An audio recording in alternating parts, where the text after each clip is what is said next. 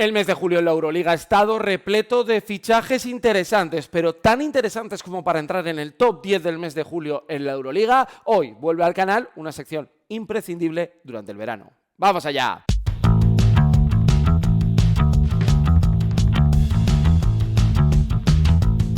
Muy buenas, bienvenidos a mi canal, hablemos de básquet, hablemos del mercado de fichajes, top 10 y en este caso mes de julio. Esto está grabado a las 11 de la mañana del día 31 de julio, es decir, que si ha pasado algo a la 1, pues lo siento mucho, entrarás en el mes de agosto. Pero esta es la decisión que tomamos en el día de hoy, porque estamos inmersos en los Juegos Olímpicos, porque estamos a final de mes y porque me apetecía traeros este vídeo aquí al canal del top 10 fichajes del mes de julio, que es una sección que traemos en verano, que hacemos siempre junio, julio, agosto. Y un pelín de septiembre si es muy potente, y lo que hacemos es un resumen de todo el verano y nos permite hablar de varios fichajes que ha habido en la Euroliga. Dándole una vuelta y haciendo el listado, fíjate que en junio no me costó nada y de hecho el problema era ordenar. Aquí ha pasado que ha habido muchos movimientos que iremos analizando, pero no ha habido tantos como para volverse locos. Y es decir, creo que el top 1 está bastante claro, lo habéis visto en la miniatura del vídeo, pero el resto... Bueno, ha habido que dar una pensadita al tema del orden, porque creo que ha habido bastante movimiento y algunos que faltan por llegar, que nos auguran que el mes de agosto creo que va a ser bastante interesante en este sentido. Bien, vamos a ir hablando de muchas cosas y vamos a ir comentando detalles que creo que van a ir mereciendo la pena, y yo lo que os leo es abajo, porque me gustaría que vosotros también hicierais vuestro top 10, ahora que estamos aquí en el veranito, pasando un buen rato, bueno, un día de impasse de ver los juegos del grupo C, ver el baloncesto femenino también, bueno, pues ir comentándolo y bueno, pues ir charlando todos de todo esto. Y en agosto atentos, porque el mercado va a ser potentísimo.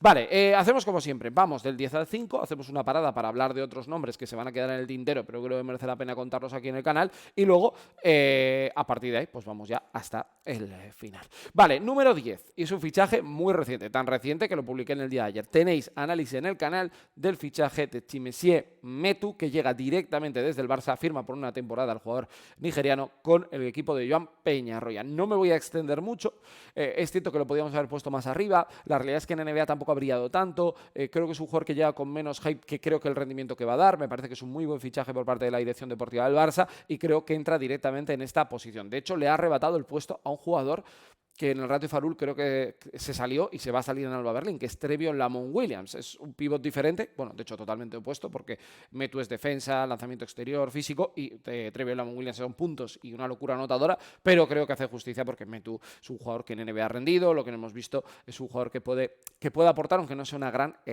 estrella. Vale, que quede claro, opinión personal, basado en lo que creo que puede aportar a ese equipo, es decir, puede ser que Metu sea un jugador muy importante para el Barça, pero creo que igual el siguiente que viene ahora en el puesto número 9, para el equipo al que va, es fundamental y por eso lo pongo por delante. Simplemente esto que os quede claro. Número 9, Zalgiris Kaunas, que se ha movido bastante en el mercado. Yo me voy a quedar con un jugador del que se habla muy poco, porque es cierto que en la Eurocup ha habido buenos jugadores, pero creo que hay que hablar de la figura de Tyron Wallace, el jugador que militó la pasada temporada en Turquía, que viene a hacer unos números tremendos en la Eurocup la pasada temporada. Es un gran fichaje para el Zalgiris Kaunas de Andrea Trinchieri. Un Zalgiris que ha firmado a Bradekis también, que está por ahí. Yo no lo he metido porque creo que su temporada ha sido muy, muy mala. Smailagic lo firmó en su momento, ha firmado a Brian Dunston con la salida de Kevarius Hayes. Bueno, se está moviendo el equipo lituano en el mercado, y a mí Tyron Wallace me parece el típico jugador de rendimiento inmediato. Es el relevo de Keenan Evans, que ya sabéis que se lesionó, pero se ha acabado marchando a Olympiacos, donde seguirá su proceso de recuperación, pero creo que Tyron Wallace les va a dar defensa, les va a dar puntos y les va a dar sobre todo una adaptación física muy rápida a la exigente de lo que pide Andrea Trinchieri para sus equipos. Número 8, y os prometo que le estoy dando muchas vueltas porque quiero ilusionarme, pero no me fío un pelo, de Stanley Johnson, el alero del Anadolu Efes, que ha llegado no como relevo de Clyburn, sino como una apuesta desde la NBA directamente al baloncesto europeo. Jugador físicamente descomunal. Si alguien no lo ha visto jugar en NBA, le va a llamar la atención porque es un jugador muy potente en lo físico. Pero creo, yo lo tengo muchas dos cosas, que veo a Poirier y veo a Ronald Smith y digo, éxito total, o sea, me parecen dos pivots interiores, acierto, tal. Yo, Stanley Johnson, quiero que le vaya bien, pero no lo tengo tan claro. Puede ser petardazo o puede ser súper jugador. Espero que le vaya bien, pero para mí creo que es un fichaje de impacto y un jugador además que no había sonado nada para Europa y finalmente pues lo firma Efes. Seguimos con los nombres. Número 7, además este jugador es caro porque pagó un buyout el equipo el que lo ha firmado, que es Estrella Roja de Belgrado. Después de haber firmado récord de asistencias en Euroliga y haber hecho un triple doble en la competición, donde solo Nikola Vujić y Calates habían habían hecho esta barbaridad. Cody Miller-McIntyre dejó Vitoria previo pago de estrella roja de casi $500,000 para firmar por el equipo de Belgrado, y creo que hay que meterlo entre los nombres más importantes. Mi sensación, no va a hacer mejor temporada que este último año en Vitoria, pero porque es imposible que el contexto le favorezca tanto, pero creo que se lo merece. Creo que es un jugador que defiende, creo que es un jugador que ha demostrado ser un jugador que se ha entregado mucho, que ha pasado de casi retirarse en Turquía a ser un jugador que en Baskonia ha ganado un rol fundamental en la Euroliga en su año de debut, así que me parece que es un buen fichaje. Yo mi única duda, y que os la pongo aquí encima de la mesa, es si Sfeiropoulos va a seguir contando más con Teodosic que con él y con Yago dos Santos, que creo que es un poco el relevo que debería llegar a darse. Y antes de ir con el primer parón, número 6, Virtus Bolonia, que se ha movido mucho, que si Rayon Tucker, que si Grasulis, bueno, otros nombres que Momo Diouf, y finalmente yo me quedo con una superestrella de la Euroliga en los últimos años, que es cierto que está venida menos, pero que puede ser importante en la Virtus Bolonia. Will Clyburn, que firmó por Bolonia durante estas últimas semanas, creo que es un jugador de buen impacto, habrá que ver qué tal está. Es cierto que el año pasado tuvo un repunte al final de bastante nivel, pero es cierto que las lesiones han penalizado mucho a la gran estrella ex de EFES y ex de CSKA de Moscú. Es la primera que va a jugar en Italia, Will Clyburn, así que número 6 para él. Creo que no hay que presentar mucho más a este jugador, y que creo que junto a Toko Shengelia y Marco Bellinelli, bueno, pues forma una columna vertebral de veteranos que creo que le pueden dar un buen nivel competitivo al proyecto de Luka Banchi. Vale, y antes de ir con los 5 nombres, voy a meter una serie de nombres que también creo que hay que analizar. Ojen Dobric, por ejemplo, que está jugando los Juegos Olímpicos, pasó de Virtus Bolonia a Estrella Roja de Belgrado. Jugadorazo, un rol defensivo. Melvin Ayansá. Oye, hay que hablar también de Asbel, Melvin Ayansá, jugador que sonó, bueno, ha sido segunda ronda del draft en la NBA, y que finalmente, pues Asbel Villeurbanne se hace con sus servicios, un jugador físicamente muy interesante, joven y con gran proyección. Andrés Félix y el Real Madrid, que creo que es un jugador que podíamos haber metido en este top 10, pero tampoco, como no tengo tan claro el rol, o sea, si Andrés Félix hubiera ido a Zalgiris, a Bayer, a un Baskonia, a un equipo donde él hubiera sido titular, para mí entra en el top 10. Pero el Real Madrid, como secundario, como le quiero ver, bueno, pues no le coloco en esa posición, pero me parece un fichajazo, no tengo ningún tipo de dudas.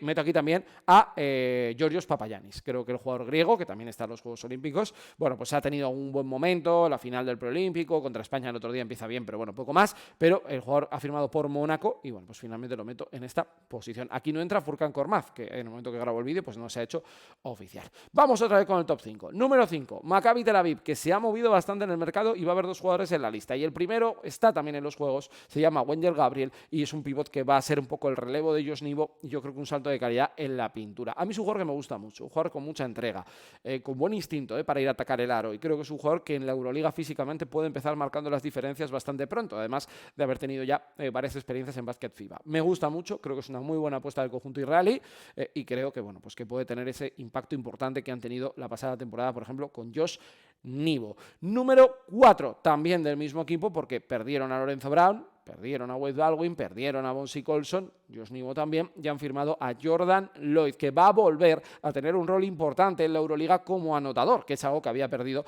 después de haber firmado desde Estrella Roja con el Mónaco, que le permitió jugar una Final Four, pero la realidad es que ese rol lo había perdido. ¿Me gusta Jordan Lloyd? Mucho. Creo que es un muy buen jugador, creo que es mucho mejor jugador que el que hemos visto en la etapa de Estrella Roja como anotador, y creo que aquí en este equipo, viendo el talento que va a tener alrededor, puede tener una situación de 14, 15 puntos por partido con cierta facilidad en muchos momentos de la temporada. Y ahora vamos con el top 3, que creo que es un top 3 bastante interesante. Número 3, Real Madrid. Fichaje por un año, veterano, pero un jugador que ha rendido muy bien esta última temporada en Euroliga, y me refiero al jugador ex del Bayern, ex del Real Madrid también, campeón en NBA, Serge Ibaka. Creo que Serge Ibaka es un jugador del que se ha hablado poco, porque es un jugador que conocemos mucho, que ha estado con la selección, que llega como veterano, y que, bueno, en un mercado de fichajes con el preolímpico de por medio, los juegos y tal, ha pasado un poco de tapadillo. Esa sensación he tenido, pero creo que Serge Ibaka, en los días de la verdad, va a ser un jugador importantísimo para el Real Madrid. Por la polivalencia, por la experiencia, por la intimidación, por la capacidad de lanzamiento exterior, por lo que le hemos visto ya en el Bayern, es decir, que no vino un poco a retirarse, sino que ha demostrado que tiene un rendimiento muy bueno. A mí me parece uno de los mejores fichajes de este mes de julio, y creo que el Real Madrid en ese sentido se ha movido bien con un jugador de corto plazo, pero que le puede dar rendimiento inmediato, que al final es lo que busca con este jugador. El top 1 y el top 2 parece bastante claro. El 1 ya lo sabéis, yo creo que no hay que darle mucha vuelta, pero el top 2, ahí meto a un jugador ex de Maccabi que ha firmado por Fenerbahce. No sabía en qué posición ponerlo. Personalmente, ya sabéis sabéis que no es uno de mis jugadores favoritos, pero creo que es un jugador que ha sido muy importante este año en la Euroliga y que Wade Baldwin deje Tel Aviv para firmar por Fenerbahce, creo que merece la pena analizarlo. Yo tengo muchas dudas con este fichaje, pero sobre todo con el encaje que va a tener con Saras. No creo que haya cambiado tanto Baldwin, y viendo cómo es Saras, puede salir muy bien o muy mal. Pero es evidente que es un jugador de talento, de físico, de anotación, ha estado muy cerca de jugar a una Final Four, se lesionó en aquella eliminatoria de cuartos y creo que es un jugador que ha mejorado respecto al que vimos en Múnich, que el que vimos en Vitoria, y yo creo que en Tel Aviv se ha encontrado con Lorenzo Brown un cierto equilibrio y ha ido de maravilla. Así que bueno, podíamos haberlo puesto más alto, más bajo, creo que aquí me he llevado más por lo que creo que va a hacer que por lo que yo opino, pero bueno, me parece que es un jugador que en este top 10 tenía que estar en la zona alta. Y el último, el regreso del último MVP de la pasada temporada, no de esta última, sino de la anterior, Sasha Vezenkov, que ha dejado la NBA para volver a Europa, para firmar por el Olympiacos con un contrato de 5 temporadas. Claramente era el fichaje, y probablemente lo digo ahora, salvo sorpresón, el fichaje del verano, porque es una gran noticia para la Euroliga recuperar a uno de los mejores jugadores del último lustro, un jugador que vuelve estando vigente, es decir, que no ha vuelto por una lesión, tal.